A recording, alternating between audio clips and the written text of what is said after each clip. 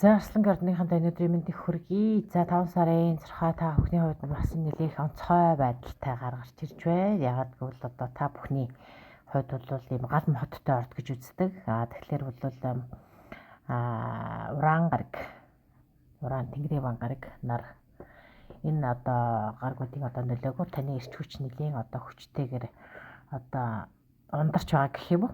Тийм байгаа учраас та бүхэнд бол энэ бүх одоо норгилсан эрч хүчийг ямар нэгэн маш алс холын их одоо тийм алсыг харсан тийм урт хугацааны төсөлч гэдэг юм уу төлөвлөгөө ямар нэгэн тийм бүтээлч ажилд зориулахгүй болвол энэ бүх одоо энерги чинь танаас одоо багтаж яж байгаа энэ их энерги чинь одоо магадгүй ингээд эргээд таныг бас ингээд хорлоод гэх наашийн нэг тийм танд ингээ таагүй нөлөөлөд жишээлбэл гэр бүлтэй нэг жоохон таагүй харцаа үсгэж юм алцаа холбоонд нэг жоохон өөсөө хайгаад ч юм өөрөөр хэлбэл танд энерги ирч хүч айгүйх байгаа тэрийг ингээд маш хэрэгтэй зүйлөө ингээд зарцуулахгүй бол энэ бүхэн одоо харилцаа холбоо гэр бүлийн уур амьсгалд бас таагүй нөлөөлөх магадлалтай гэж хэлж байна. Тэгэхээр энэ нь бол юу гэсэн үг вэ гэхээр одоо урт хугацааны төсөл төлөвлөгөө ямар нэгэн маш тийм сонирхолтой бүтээлч үйл ажиллагаанд зориулах юм бол энэ маш одоо үр дүнтэй байх болно гэсэн үг.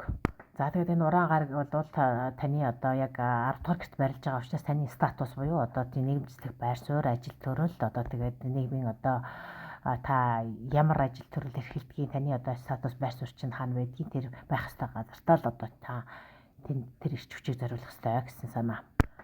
За тэгээд таны одоо 9 дугаар гэрт бод гараг орж иж байгаа юм байна. Бод гараг гэдэг бол одоо та бүхэн мэднэ. Энэ бол харилцаа одоо мэдээлэл тэгээд нэсэн таны сэтгэх байдал, таны логик сэтгэлгээг илэрхийлдэг. За тэгэхээр энэ бол та энэ гарагийн нөлөөгөөр та яах вэ гэхээр ерөнхий одоо тийм одоо өдөр тутмын хийж идэг ажилласаа арай өөрөөр арай ингээд бүх юмыг цоо шинээр харж цоо шинээр хийх.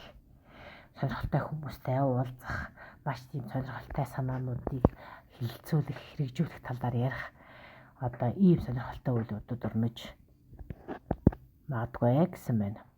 За тэгээд 9 дугаар гэр гэдэг бол алс холлын орон сурч боловсрох одоо тэр холын харилцагч, холын хамтрагч энтрийг илэрхийлдэг болохоор энэ үед та магадгүй одоо нэлийн тийм сонирхолтой хүмүүстэй одоо харьцахыг хүсэх ч юм уу аль эсвэл гинт одоо жишээлбэл гадаадад аялах богино хугацааны болох ч ямар ч хамаагүй одоо тийм гадаадад аялах тэндээс шинэ мэдээлэл болох ямар нэгэн шинэ зүйлийг сурах шинэ хүрээлэлд одоо харьцаа энэ иймэрхүү сонирхол их төрж энэ бүхнийг хэрэгжүүлж эхэлнэ гэнэлтэй. Одоо шил алс холын олон цаашин хүмүүстэй явуулсан мэдээлэл таны одоо тэр эрч хүч өргөлсөн одоо тэр хүсэл зорилгыг чинь одоо биелүүлэхэд одоо чухал төлөвлөж болно л гэсэн утгатай. За тэгээд энэ бүхний хажуугаар бас 9 дугаар гэдэг бол нөгөө та хэрвээ одоо ач 30 энтрийг одоо үцгийн насны хүмүүс байгаа бол өөрийнхөө 9 дугаар бас ач энэ хүүхдүүдийг илэрхийлдэг. За тэдэртэйгээ уулзах. Тэднээс одоо жишээлбэл эрчүүч тэндээс одоо жишээлбэл сэтгэл зэрэгсэн сонирхолтой одоо тийм амьдралын өөр талыг орж харах гих мэтэр иймэрхүү байх нэ. За тэгээд зарим нэгэн хүмүүс нь бол одоо холоос тийм одоо цагтл харилцаа альсвал мөнгө хүлээж авах энэ иймэрхүү төлөв байдал бол гарч ирж байна. За тэгээд 526-нд бол одоо таны 10 дугаар гэрт бод гараг орж ирж байгаа юм байна. За бод гараг энэ нөлөөгөөр бол 10 дугаар гэр гэдэг бол хамгийн өндөр статусыг илэрхийлдэг. Тэгэхээр за статус гэж хэлэхээр хүмүүс одоо бас ойлгохгүй байгаа юм уу? Тэр нэг хүмүүс юу гэдгийг ойлгохгүй энэ гэдэг юм байр суурь. За тэгээд хамгийн өндөр тэр нийгэмд бичлэх хамгийн өндөр одоо байр суурийг илэрхийлж байгаа учраас энэ үед одоо та магадгүй зарим нэгэн хүмүүс нь бол одоо ажил төрлийн төч холбоотой маш чухал одоо гэрээ хилцээр тоолцох сонирхолтой мэдээ хүлээж авах аль эсвэл одоо зарим нэг нь сургуулаа төгсөөд диплом хүлээж авах тий одоо энэ бол та оюутан байж байгаад та ямар нэгэн мэрэгчлэлтэн болж байгаа эндээс бол нийгмийн статус өөрчлөгдөж байгаа юм л да.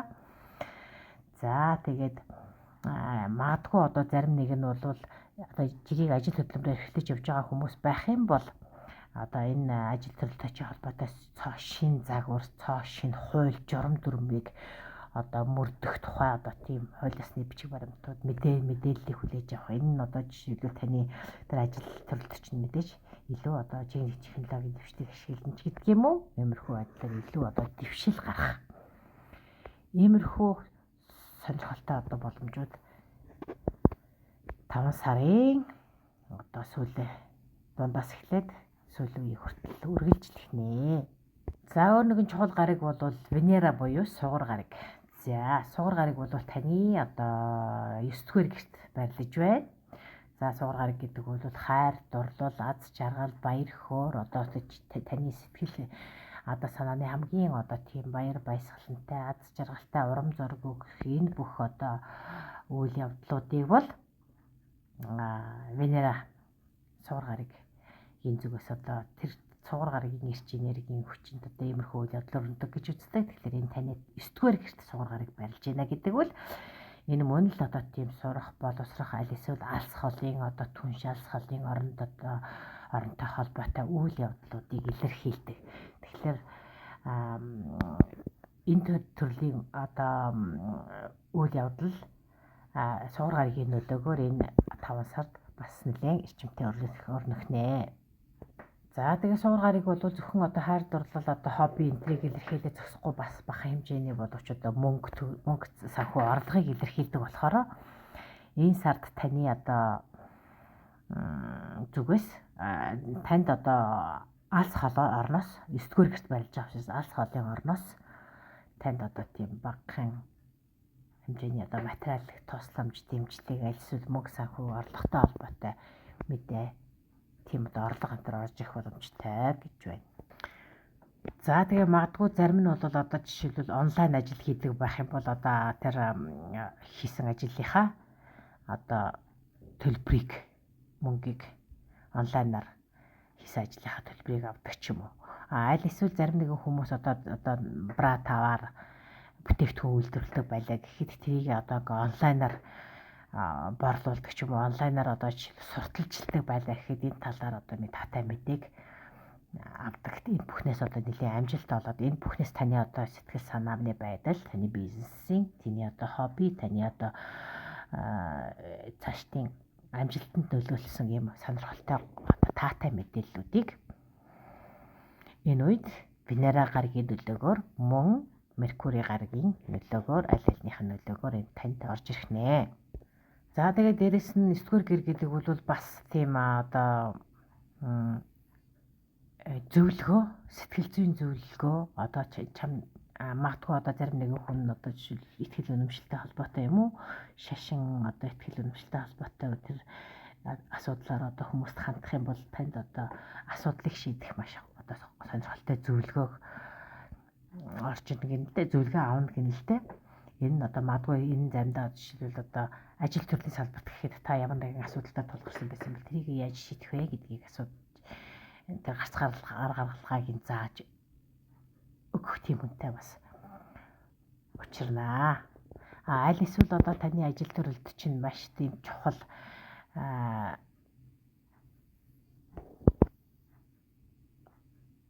одоо маш чухал одоо тийм зөвлөгөө өгч чадах тийм менежер гэдэг юм уу? Нэг тийм зөвлөх маягийн иймэрхүү хүн бас ингээд юу тохиол учирч болно гэж наа. Аль эсвэл бас одоо зарим нэгэн хүн магадгүй ингээд маш тийм үнэнч тийм харилцагч, хамтрагч тэртэйгээ энэ сард уулзаж учрах тийм тохиол бүрдэх нэ. За тэгээ 9-р гэр гэдэг бол бас аялалтай холбогддог болохоор магадгүй та бүхэн хоолын аялалд явж бодно. Одоо энэ үедээ бол маш сонирхолтой хүнтэй таарах бас юм боломжтой. Энэ бол таны одоо сэтгэл санааг чинь маш одоо өндөр тийм одоо аз жаргал гэх юм уу? Аз жаргал баяр хөөр одоо урам зориг энэ авчирсан иймэрхүү сонирхолтой хүнтэй уулзах боломжтой гэж байна. За энэ нь магадгүй одоо чиний одоо үзэл бодлоос чиний амьдарч ирсэн энэ үеийг хүртэл амьдарч ирсэн энэ одоо амьдралын чинь төлөв байдлаас шал өөр хүн. Тэгээ энэ нь одоо чамд одоо урам зориг өгдөг хүн одоо иймэрхүүгээр амьдарч болдог байна гэдэг юм уу? Эсвэл иймэрхүү үзэл бодлоор энэ ертөнцийг харж болох нэ ч гэдэг юм уу те? Иймэрхүү одоо өөр соёл, өөр одоо үзэл бодол, өөр шашинч гэдэг юм уу? Иймэрхүү одоо авсан мэдээллүүд чиний хувьд маш том одоо шинэ ертөнцийг нээж байгаа юм шиг сонирхолтой байх нэ. За тэгээд өөр бас нэг зүйл бол одоо энэ үед бол бас таны одоо Венера буюу сугар гарагч нь бол бас нэг мөнгө санхүүг илэрхийлэх гэж түрүү хэлсэн шүү дээ. Тэгэхээр энэ үед одоо жишээл алимент ямар нэгэн одоо тийм төлбөр мөнгө олох аль эсвэл одоо танд маш тийм таатай нөхцөлтэйгээр одоо тийм гэрээ хэлцээ байгуулах те санхүүгийн хувьд танд маш ашигтай байдлаар тийм гэрээ хэлцээ байгуулах гэдэг юм уу? Аль эсвэл одоо таны нөхөн олгор болох. За гэх мэтийн ийм асуудлууд бол энэ сард танд тохиох нэ. За 5 сарын 12-нд гарах тэргэл сар бол энэ тэргэл сар бол хилэнцгийн ордонд гарч байгаа юм. За хилэнцгийн ордонд гарч байгаа энэ тэргэл сар бол таны өөрөөр хэлбэл Арслангийн ордны 4-р гэрт тохиож байгаа юм байна. За энэ тэргэл сар бол бас нэлээд тийм одоо зөрчил сөргөлдөөн ихтэй тиймэрхүү байрлалд байгаа юм байна л да. Одоо жишээлбэл Меркурий болоод бод гараг болоод Плутон гарагтай хамт одоо ингэ тийм харилцсан сөргөлдсөн нэлээд тийм жоохон таатай бус байрлалд байрлаж байгаа гэж байна. За энэ байрлалыг бол хүмүүс бол одоо бас нөгөө үйл яврын холбоо буюу кармын холбоотой бас холбож тайлбарлаж байгаа. Баруун зурхаачид бол энийг ийм Лилит гээд нэг тийм тодорхой цэг энийг хар сар гэж яриад идэгий. Харин Ведийн зурхад бол энийг бол нөгөө Раху Кету гэдэг сарны занглаа гэдэг утгаар тайлбарлаа явчихдгийг. За тэгэхээр энэ аль алинтай ч ботсон энэ бол яг нэг тийм олон жил тохиогод байдгүй 9 жил тутамд нэг удаа тохиодог нэг юм одоо занглаа юм байна л да. Ийм огтлцол юм байна л да. Гэхдээ аль аль нь бол кармтай холбогддог. Тэгэхээр 4-р гэрт байна гэдэг бол таны одоо яг төрсэн гэр орон, ээжийн гэр орон, одоо өнгөмч хөрөг энэтэй холбогддог л доо. За тэгээд гэр бүлийн дотоод асуудал энтрийг бас 4-р гэр хайцдаг. Тийм болохоор одоо энэ одоо тэрхэл сарны нөлөөгөөр одоо таны гэр бүлийн дотоодох шийдэх ёстой зарим нэгэн асуудлыг одоо жишээлбэл яг жам ёсоор нь шийдэж ийн үгүй юу гэдэгт та жишээлбэл хяналт тавьдаг ч юм уу те. За нэг иймэрхүү.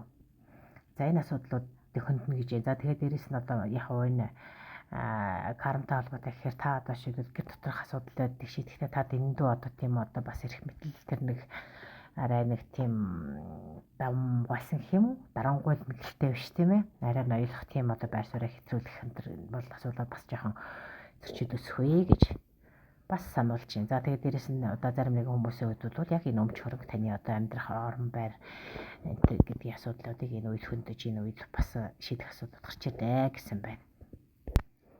За тэгээд яг энэ одоо подкаст яхинд хэлсэн одоо таны 1-р гэрт ангараг гараг барилдаж байгаа учраас таны одоо эрч хүч нэлээд оргилж байгаа. Энэ эрч хүчийг одоо зүг тийшээ залгах тухай ярьсан. Тэгэхээр энэ үед бол спортоор хичээлэх бол бүр хамгийн сайн гэж хэлж байна. За тэгээд дээрээс нь 5 сарын 15-наас 25-ны хооронд бол одоо Меркурий гараг бод гараг те Меркурий бод гараг уран гарагтай нэгдэнэ. За энэ бол уран гэдэг бол бид Тэнгэрийн ван гэж орчуулж байгаа шүү. За энэ гараг бол гинтийн одоо тийм хувьсгалтай өөрчлөлт гэдэг чинь гів гинтийн тийм шинжилт өөрчлөлтүүдийг хэлдэг л дээ. Ийм өөрчлөлтийн ирүү үе гэж яриад байгаа юм. Тэгэхээр энэ юу гэсэн үг вэ гэхээр одоо жишээл бүтэн жилийн туршид одоо ингээд маш одоо тийм эрчимтэй өрнөх тийм шинжилтийн эхлэлийг энэ үед шинжилгээ эхлэлийг тавина гэдэг байгаа юм. За тэгэхээр энэ өөрчлөлт шинжилт болох гэж байгаа энэ олон гарагийн нэгдэл гэдэг нь таны болвол Меркурий буюу бод гараг, уран буюу Тэнгэрийн ван гараг, тэгээд нар. Энэ бол таны 10-р гэрт яг одоо энэ гаргуудын нэгдэл болж байгаа бай. За 10-р гэр гэхээр таны бол ажил одоо амьдрал болоод нийгэмд эзэж байгаа байр суурь чинь хөнднө гэсэн үг. Тэгэхээр энд бол та ямар шинжилэл хийх вэ гэдгийг энэ үеэс одоо эхлээд за тэгэхээр бүтэн жилийн туршид тэр өөрчлөлтүүд үргэлжлээд цаашаа хөгжөөд явна гэсэн үг. За тэгэхээр энд нэг сонирхолтой зүйл нь юу вэ гэхээр одоо яг энэ уран гараг одоо энэ нар уран Меркурий гарагийн энэ нэгдэл бол танд өмнө нь 18 оноос хойш одоо яг энэ ерөнхийдөө нэг тийм зогсонгодоо байдалтай болчихсон байсан юм байна. 18 оноос хойш. Тэгэхээр одоо бол яг энэ одоо тэр тийм зогсонгдуу байсан үе бол одоо ингээд дуусч байгаамаа. Энэ үеэс эхлээд одоо маш одоо тийм эрчтэй урагшлах ийм үе ирж байна гэж ингэж тайлбарлаад байна. За тэгэхээр тэр нэг зохисгүй байдалтай байсан тэр үе маань дуусч байгаа ч гэсэн энэ 5 сар бол зөнгөж одоо тэр урдах тэр одоо жоохон зогсонг тийм нэг жоохон хөдөлгөөнгүй жоохон тийм хүжил дэвшил муутай тэр үеийн хамгийн сүүлчийн одоо энэ одоо тэр төгсгөлийнх нь үе ирж байгаамаа. За тэгээд 7 сараас эхлээд бол бүр жинхэнэ шинэ одоо хүжил дэвшлийнхаа одоо тийм урагшлах тэр нэг алхам руугаа орноо гэж байна. За тэгэхээр энэ өөрчлөлт бол ямар хөө байдлаар танд илэрх вэ гэхээр зарим нэгэн хүмүүс шууд одоо нийгмийн байр суурьчин өөрчлөгдөн гэдэг чинь хин нэгэн хүн одоо жишээлбэл шууд одоо албан хаагч төрийн гэдэг юм уу одоо байгууллагад албан хаагч байсан бол та магадгүй одоо ийм зүгээр одоо чөлөө дуран бүтээлч болдог ч юм уу. За зарим нэг нь одоо жишээлбэл амьдарч байгаа орон байраа өөрчлөөд шал өөр газар очиж ажиллаж амьдардаг ч юм уу. Гэх мэтэр ингээд статус бол бүрэн өөрчлөгдөх юм а гэж юм. За тэгэхээр энэ бол одоо Уран гарагийн таны 10 дугаар гэрт орж ирж байгаа. Энэ одоо нөлөөгөөр ерөнхийдөө тийм доктортай өсөлт хөгжилтийнхоо тэр зам руу орж эхэлж байгаа юм байна.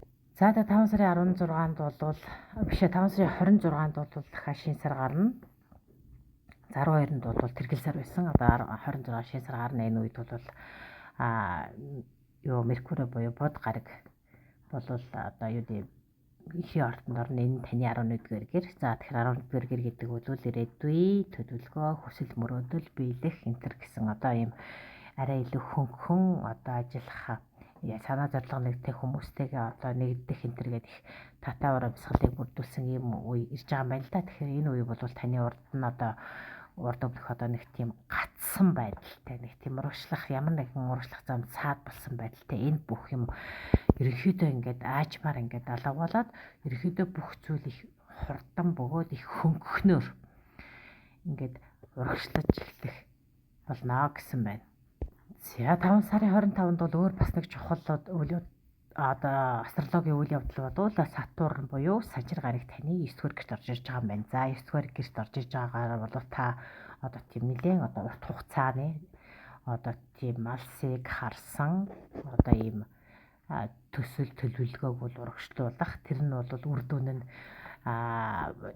маш одоо урт хугацааны туршид танд үр ашгаа өгөх иймэрхүү одоо боломжууд нэгднэ гэж байна. За тэгээ Сатурн бол ерөнхийдөө энэ таны 9-р гэрт ороод одоо дахиад 3 жилийн туршид тэндээ байрладаг. Сатурн бол одоо зодиакийн 12 ордыг тойрохтой бол 29.5 бараг 30 жил болдог. Тэгэхээр энэ одоо 5 сарын 25-наас эхлээд таны 9-р гэрт одоо орж ирж байна гэдэг чинь таны одоо гадаад харилцаа, таны одоо мэдлэг, боловсролоо дийшлүүлэх, одоо шашин шүтлэг, үзэл бодол, аль эсвэл таны оюун санааны одоо хөгжил энтерт бол одоо маш чухал тийм алхмуудыг хийх төсөл төлөвлөгөөг боловсруулах тэндээ илүү хөгжих тийм боломжууд гарна гэсэн. За ингээд Арслангийн ордонд та бүхний 5 сарын ерөнхий төлөв байдлыг танилцуулаад баярлалаа. Дараа уулзъя.